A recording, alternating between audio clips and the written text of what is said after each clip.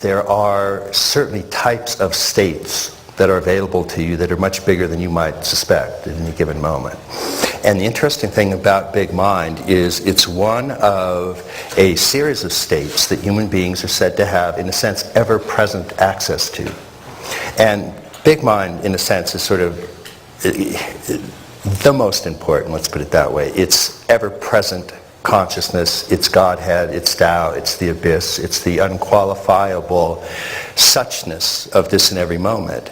And as we were saying the last time we were together, one of the interesting things about it is it's really sort of the only thing you've ever really deeply known.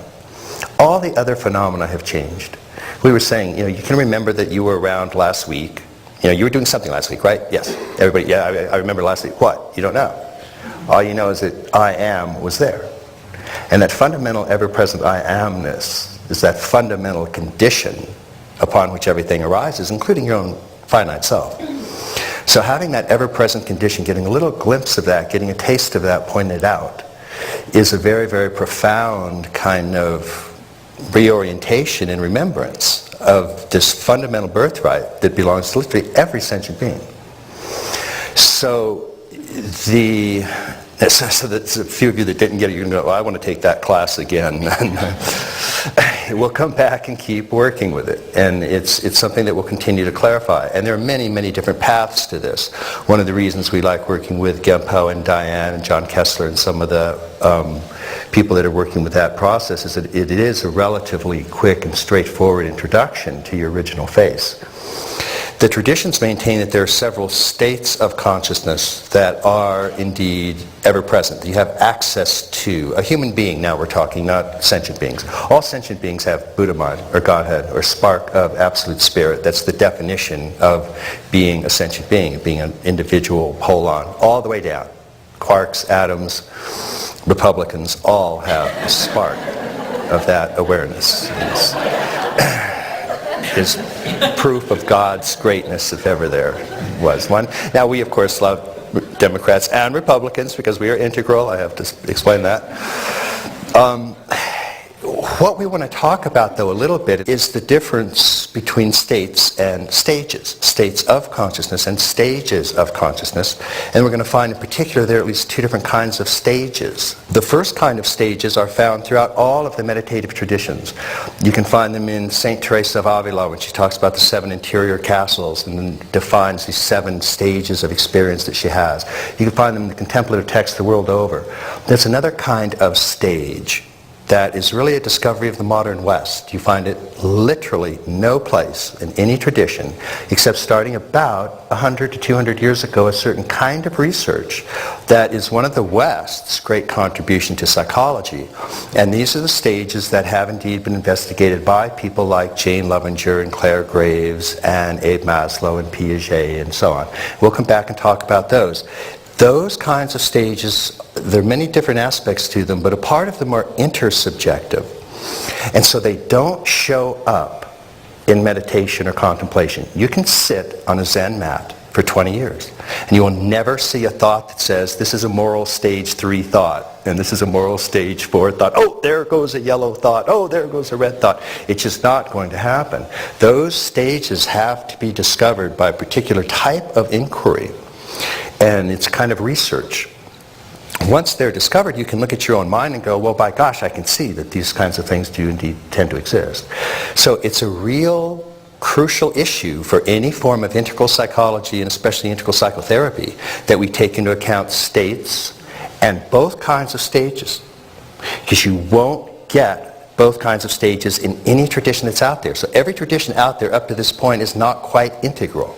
And so that's one of the things we want to take into account. So I'll come back and circle back or talk a little bit about these in a little bit more detail. But I wanted to set that up a little bit. And I'll talk just a few more minutes about states and these two kinds of stages, and then we'll zero in on some of these particular issues. The general notion of states and stages, you find that model going all the way back as early as Vedanta and Vajrayana.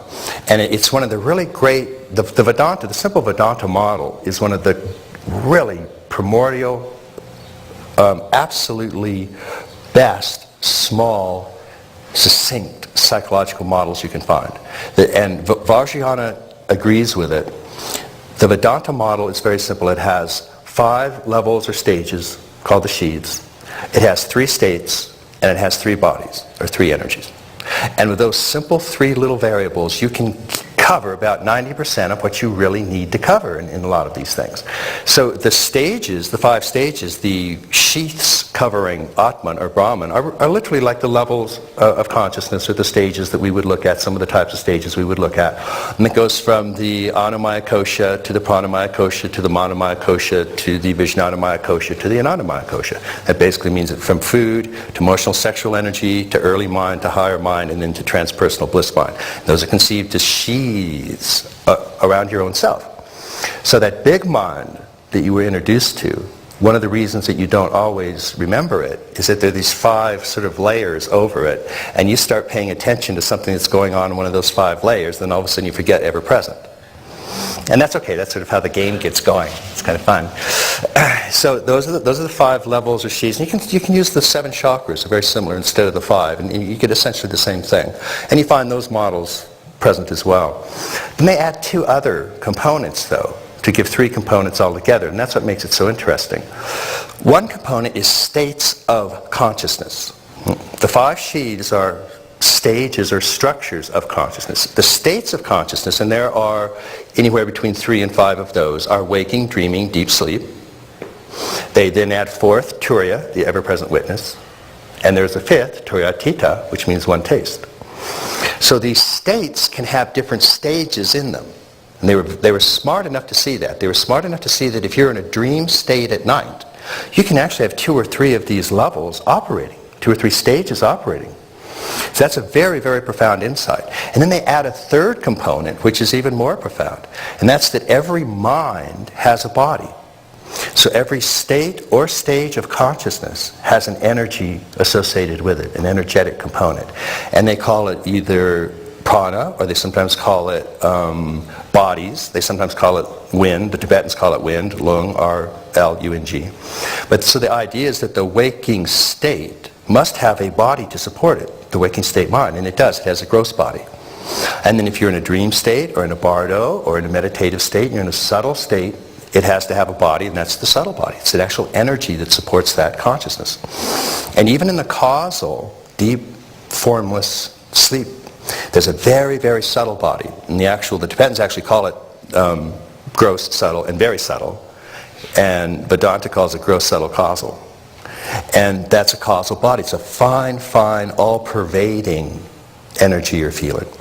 So you can actually have a whole series of feeling energy components going with the cognitive components. This is going to come back to what you're talking about. So it depends on just where you want to feel yourself in relation to the cosmos. So if you feel yourself in this physical body right here and right now, which is a good place to start, we don't want to forget that, then you're in the gross body, which is a nice thing to have on occasion, if it's not running a fever.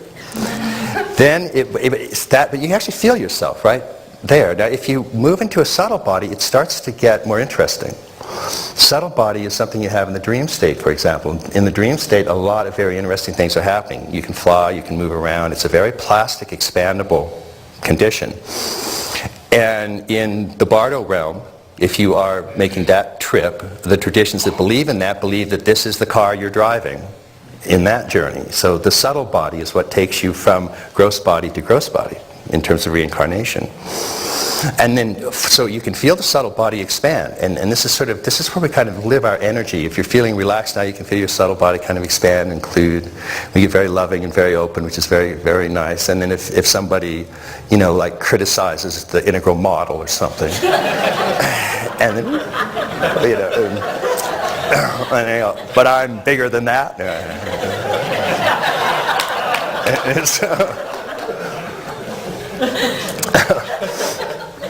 And Tong Lin is a way to move into other people's energetic bodies and exchange self for other, so that you can actually see how fluid it ultimately. Remember, all of these bodies are arising in big mind. They're all arising in that ever-present state that you've tasted. And it's just a matter of where you want to locate yourself in that cosmos of what's arising. Now the causal body, the subtle bodies are this wonderful sort of accordion energy. And the causal body is in a sense, because it's very close to emptiness, it's very much like deep dreamless sleep and very much like formless meditation, but they maintain there is an energy there. And there is a sheath, Anandamaya Kosha, which is a very subtle sheath of bliss. So you can sort of, we were talking a little bit about how right on the outside of emptiness there's being, consciousness, bliss, or joy, or happiness. So emptiness has a faint edge of thrilling bliss. It's sort of one of the easy ways to sort of identify it, but you don't want to get caught up in dualistic notions about it and exclude other states. But the causal body, you can feel the causal body if you just feel that which is sort of all-pervading. And so you can feel that particularly on the out-breath. When you breathe in, you're sort of bringing down that causal body into your subtle and then physical body. But on the out-breath, and you can just feel it, it's all-pervading. It expands literally to infinity. You find that model going all the way back as early as Vedanta and Vajrayana. And it's one of the really great, the Vedanta, the simple Vedanta model is one of the really primordial, absolutely best, small, succinct psychological models you can find. And Vajrayana agrees with it. The Vedanta model is very